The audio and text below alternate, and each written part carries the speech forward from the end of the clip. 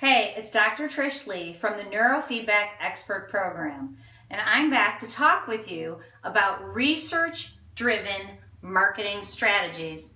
Okay, so research-driven, what does that mean?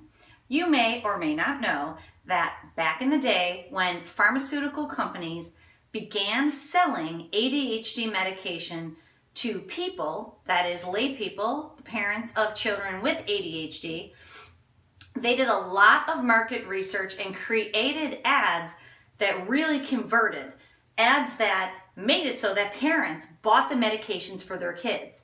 And there was a very big deal made of it about pharmaceutical companies going after the parents and using these strategies. And guess what? Those strategies use the mental triggers that we talked about in a previous video.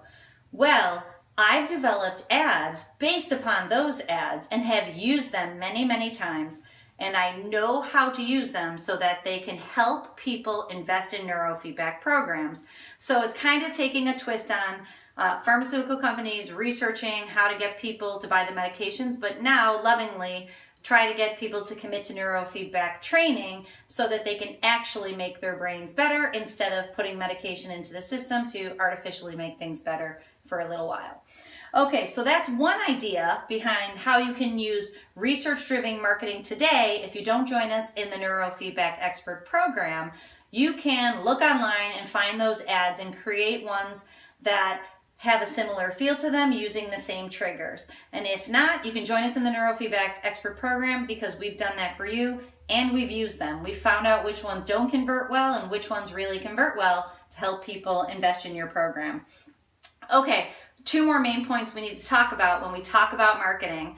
One is that it takes 8 different exposures for a person to move through a process where they have interest because they've just heard about neurofeedback training, then they understand it, educate, inspire, and empower, then they want in on it, then they enjoy their process, and then they refer someone. So there's 8 different exposures for that cascade to begin, to pique someone's interest.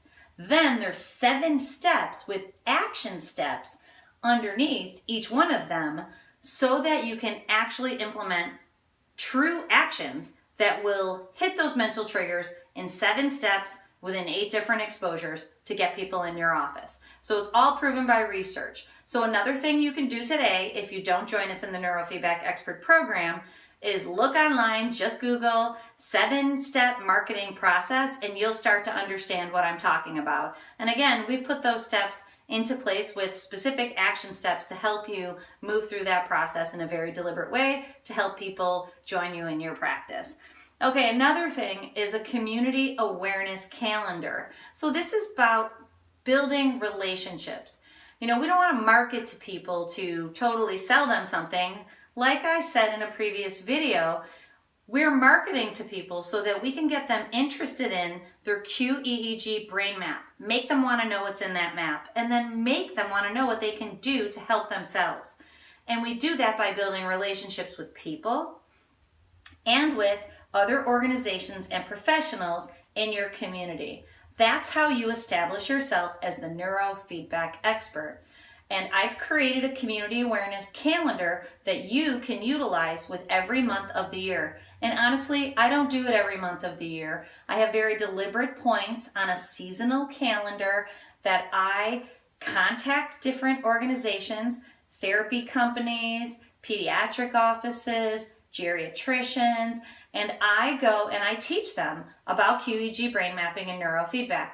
And honestly, I don't do it that often because if you remember, I have 6 children. So I'm a very busy person and this is a lifestyle practice for me.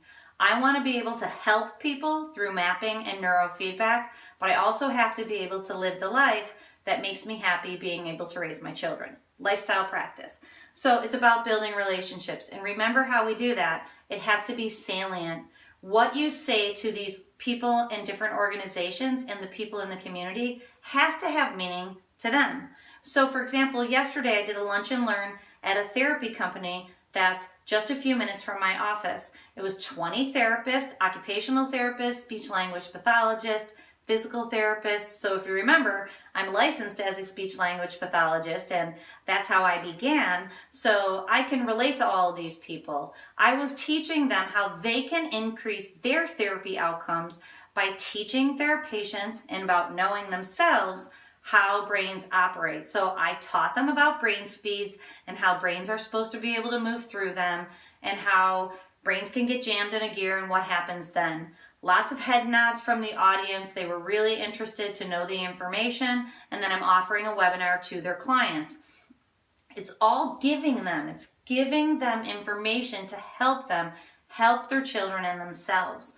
And then the benefit is, if they want me to help them using neurofeedback therapy, which I've already told you is endorsed by the American Academy of Pediatrics as a level 1 best support, the best thing that you can do to help someone with a brain-based challenge like ADHD or developmental delays or neurodegenerative disorders or anxiety, neurofeedback's the best thing that you can do. And the American Psychological Association says the same thing. So I'm not there to get business. I am there to help people that are helping people help them better. I'm building relationships.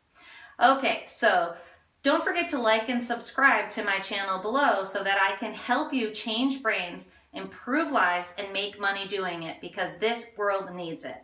Stay tuned for the next slide, because we're going to keep going on the 8 keys to permanent success. So I'll see you in the next video.